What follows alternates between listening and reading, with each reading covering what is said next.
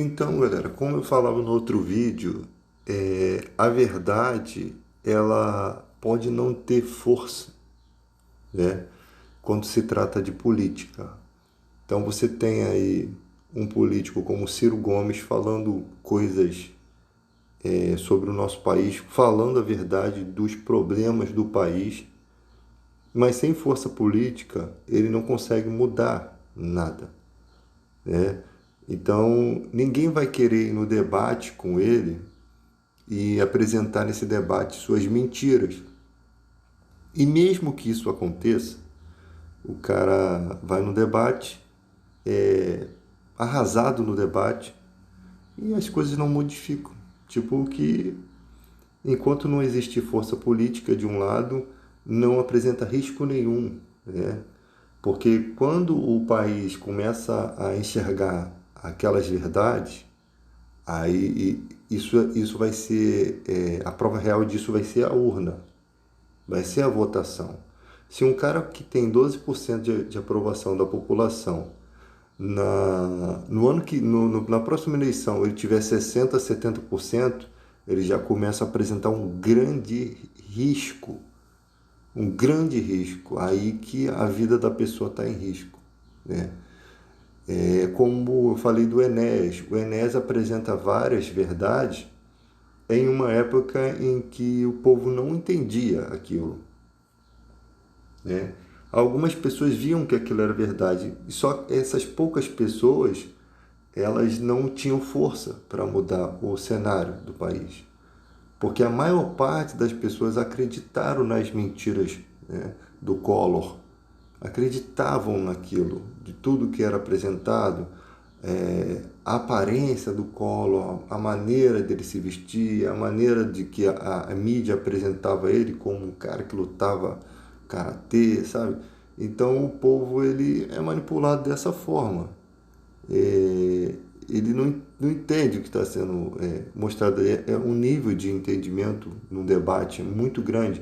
O Ciro começa a falar de economia e as pessoas viajam, não sabem nem, deve até pegar no sono, não sabe nem do que está se tratando ali. E ainda acha, não, esse cara está falando isso por interesse próprio, porque já estão com a mente contaminada.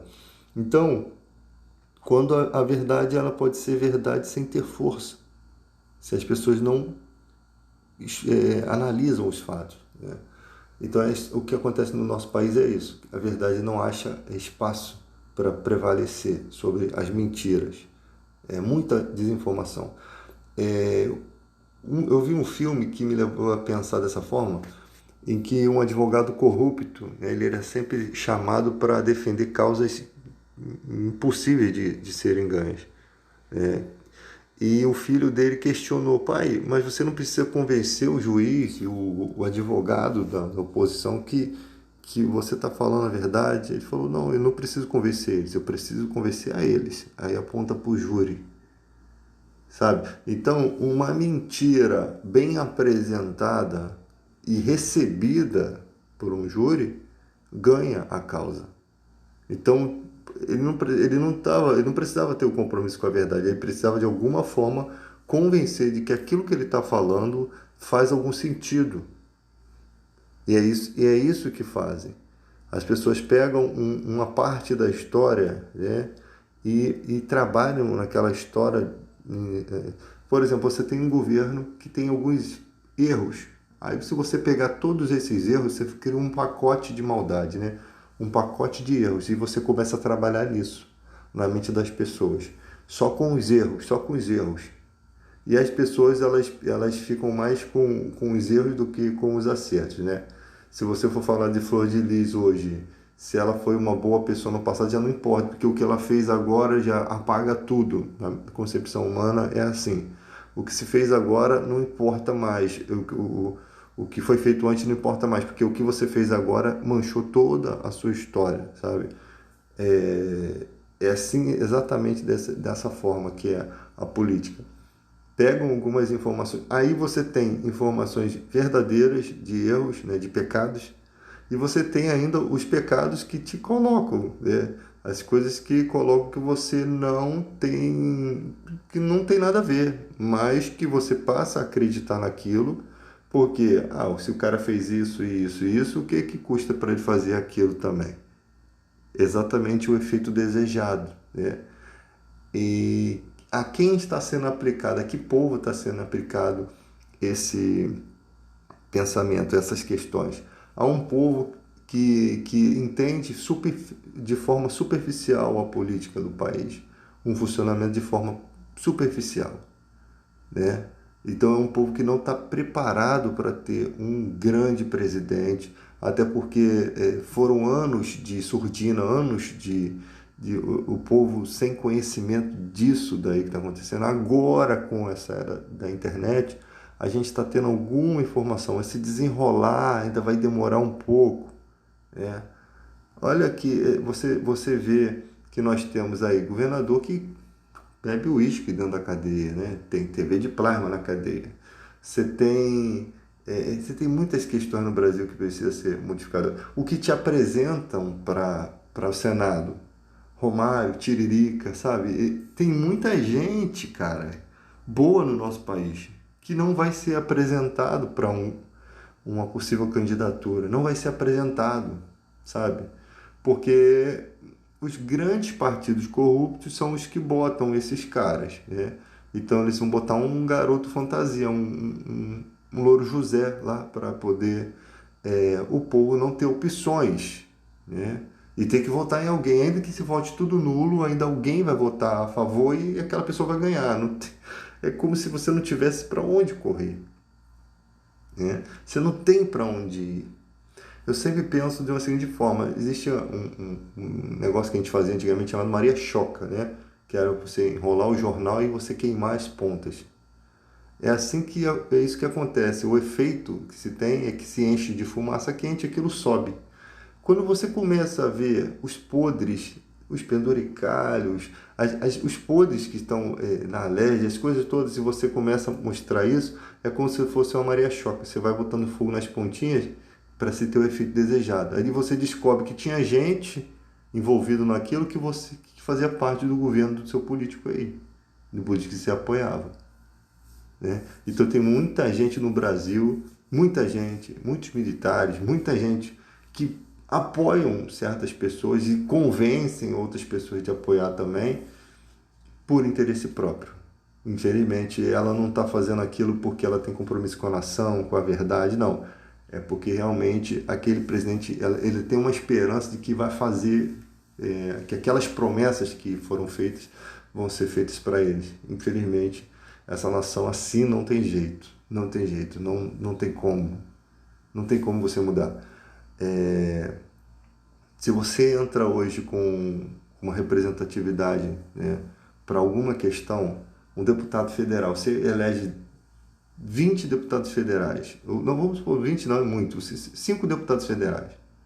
Aí quando você chega lá tem uma penca de gente que já está envolvido em todas as tretas lá. Não tem como mudar isso.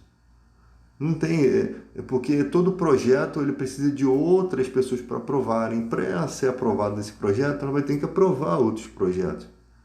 Às vezes o projeto dela nem vai chegar, não tem força, sabe? É um sistema tão fechado de podridão que não tem força para se chegar.